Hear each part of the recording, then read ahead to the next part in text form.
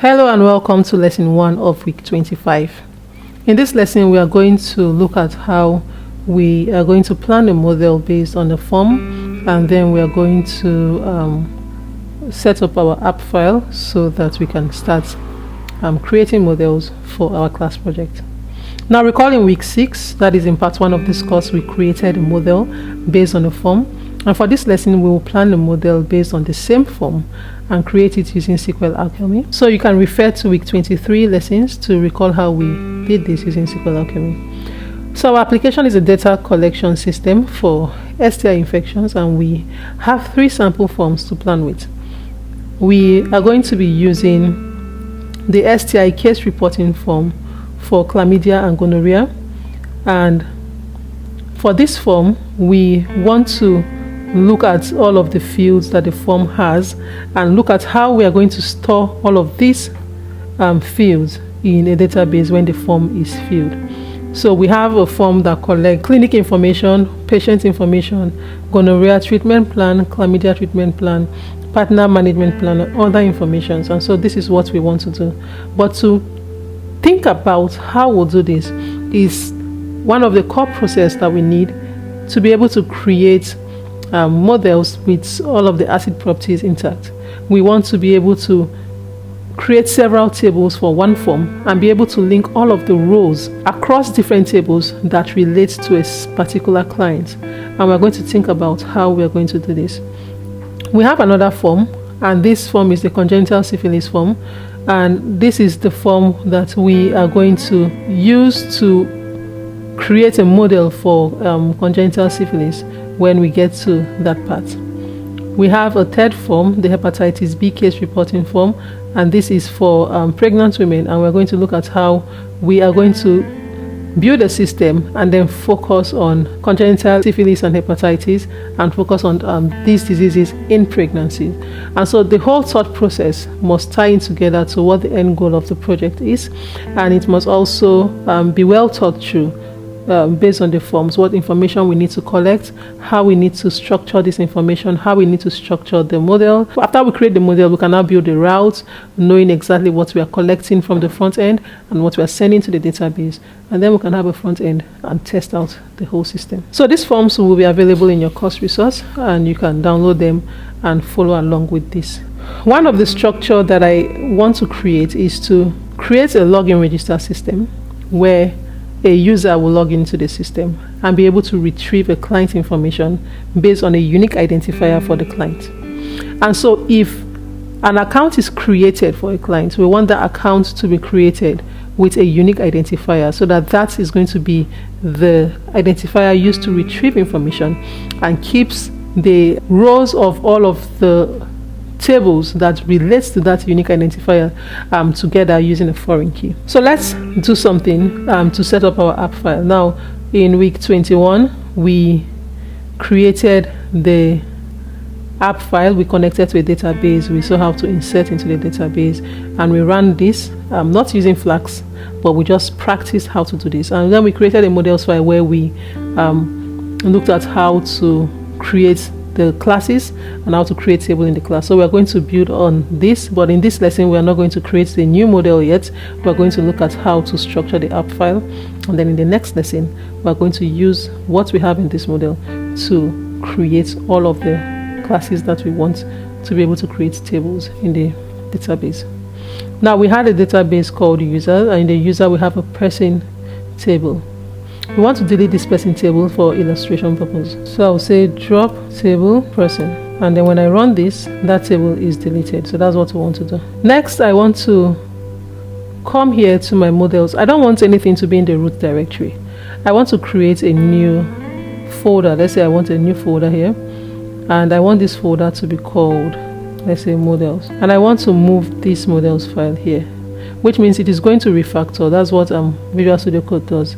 So that on the app file where it has been mentioned, it is going to change the directory to be models. So it's going to the models folder and getting the model.py file. So models.models import person. So that's why it changes.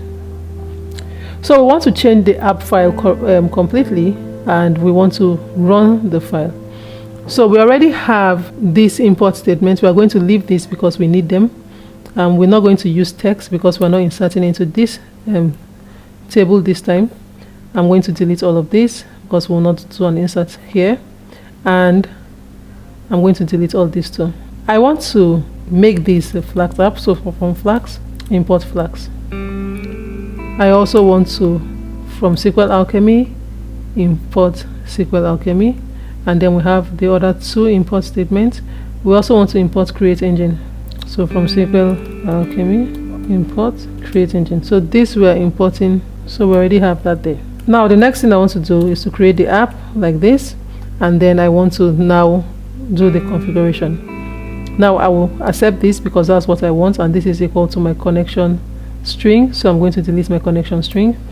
I also want to have a secret key, and each Flask app should contain a secret key, and the reason is because we use it to sign session cookies, and this is going to prevent the system from against cookie data tampering. So it's supposed to stay secret so that no hacker or third party knows what the secret key is, and that way session cookie is not going to be tampered with. So now I want to set a secret key, so I'll say app.secret key, and I want to set it to, so the secret key will be secret, unique, and something that is not easy to guess. So I'll just write some secret key that only I should know like this. And then we want to do app.config. We want to config the database URI, which is what I have done here. And then we want to create the engine now. So there are other different configuration that we do apart from the database URI, but I'm going to stop here, and we're not going to make it complicated, but read up on this and you see the different config that we have for SQLAlchemy. Then I want to create the engine. So this time the engine is going to change because I'm going to be putting the URI, and I want to put set echo equal to true, and then I want to set this to a variable called engine so that it will be easy for us to use. So now if you followed week 23 lessons, you will understand this. The only thing we're changing now is to just make this a Flask app. Then after this is all created, we can now come here now to create the table that we have in our models, which is the person. When this is done, let's just create a route. We call this the index route, and we want this to define index. We want to say hello world. Now there's something that we have not done. If name is equal to main, we want to say app.run debug equal to true. So if I click on the run here, I can actually automatically run this with this. And what this is doing is that the name attribute, this name attribute here, is a Python built-in variable that represents the name of the current module or the current script, which is this script we're running. When you run this script, the value of the name will now be set to main. So that is the whole logic. So most of the time when you want to, you will see this a lot on Python script to be able to run different functions that you want to run on the script. So whatever doesn't come here is not going to be run. So that's the logic.